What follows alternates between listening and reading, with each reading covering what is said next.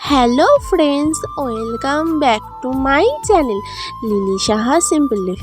আশা করি তোমরা সবাই ভালো আছো, আমিও খুব ভালো আছি। সকালে উঠে আমার কিন্তু অলরেডি ব্রাশ করা হয়ে গেছে, এখনও পর্যন্ত আমি কিছু খাইনি। আর এখন আমি যাব বাজারে, তো পুরোটা দেখতে থাকো, অবশ্যই তোমাদের ভালো লাগবে। তো চলো রেডি হয়ে নিই। এই যে আমি রেডি হয়ে গেছি, আর অলরেডি আমি বাজারের উদ্দেশ্যে বেরিয়ে পড়েছি। আমি কিন্তু সাইকেলে করে যাচ্ছিলাম।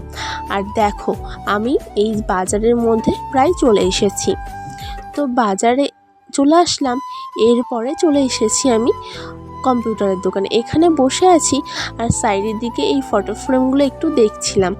আর যেহেতু প্রচণ্ড গরম লাগছিল, তাই ফ্যানের নিচে বসেছিলাম।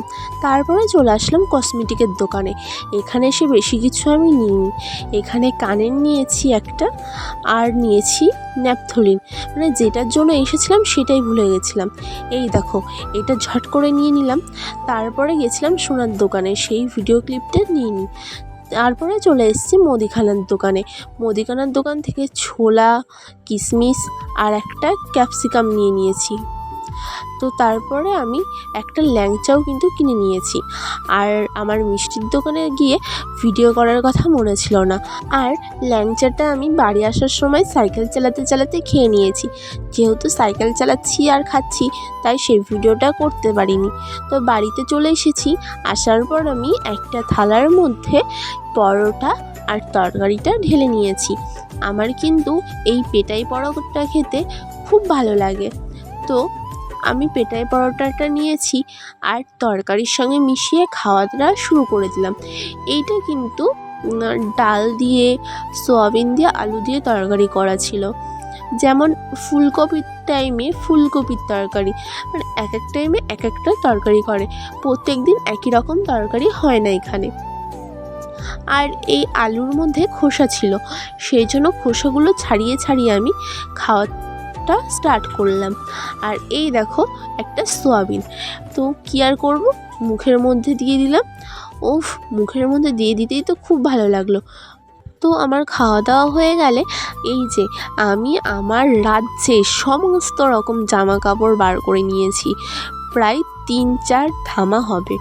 তো তারপরে ভাই আমাকে বলছে, দিদি তোকে একটু হেল্প করে দেবো। বললাম ঠিক আছে, করবি তাহলে কর। বড় একটা ধামার মধ্যে আমি জল নিয়ে নিয়েছি, আর ভাই এখানে সার্ফ দিচ্ছিল। তো ভাই যেহেতু বুঝতে পারছিল না কোনটুকু দিতে হবে, আমি ওকে একটু বলে বলে দিচ্ছিলাম। আর দেখো, ভাই কিন্তু খালি গায়ে রয়েছে। তো ভাই কিন্তু প্রথম খালি গায়ে ক্যামেরার সামনে আসতে চাইতো না, এখন কিন্তু চলে আসে। তো আমি ভাইকে বললাম, ভাই আর একটু সার্ফ লাগবে। তো ভাই সেই মতো সার্ফ দিয়ে দিল। আমিও একটুখানি জলের মধ্যে মিশিয়ে নিলাম।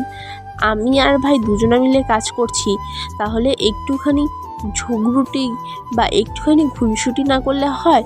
আমি ভাইয়ের হাত থেকে কেড়ে নিয়ে নিলাম সার্ফটুকু। তো ভাই হাসছিল। তারপরে আমি সাইড থেকে জামা কাপড়গুলো নিয়ে সবটা অল্প অল্প করে ভেজানো স্টার্ট করে দিলাম। আর ভাই আমাকে বলছিল, দিদি দেখিস জামা কাপড়গুলো মেলার জন্য যেন আবার জায়গা থাকে। তো ওর কথায় আর কোনো কিছু কান না দিয়ে ভাইকে বললাম, তাহলে তুই ভিজিয়ে দে। ভাই ভিজিয়ে দিল। তারপরে আমাদের হিতিম রানী চলে এসেছে। এই যে দৌড়ের মধ্যে নেট পাতাও রয়েছে, আর এর মধ্যে ধনে মেলা রয়েছে। আমাদের হিতিম রানী এর মধ্যে একবার যাচ্ছে আর একবার বাইরে আসছে, ছোটোবেলায় যেরকম আর কি সবাই করে। তো ভালোই লাগছিল ওকে দেখতে। আর ওর কাজগুলো দেখে ছোটোবেলার অনেক কথা মনে পড়ে যাচ্ছিল। বেশ কী সুন্দর খেলা করছে বলো। তো তারপরে ও বাড়ি চলে গেছে, আর আমিও একটু ঘুমিয়ে নিয়েছি। ঘুম থেকে উঠে আমি স্নান করে ওদের বাড়িতে গিয়েছিলাম। এই যে রিশানিকে নিয়ে আসলাম, এর কিন্তু ভালো নাম রয়েছে রিশানি। তো ওর সঙ্গে একটুখানি বসে গল্প টল্প করে ওকে বাড়িতে দিয়ে আমি রেডি হয়ে চলে যাচ্ছি পড়ানোর উদ্দেশ্যে। এই যে পড়িয়ে টড়িয়ে আমি বাড়ি চলে এসেছি।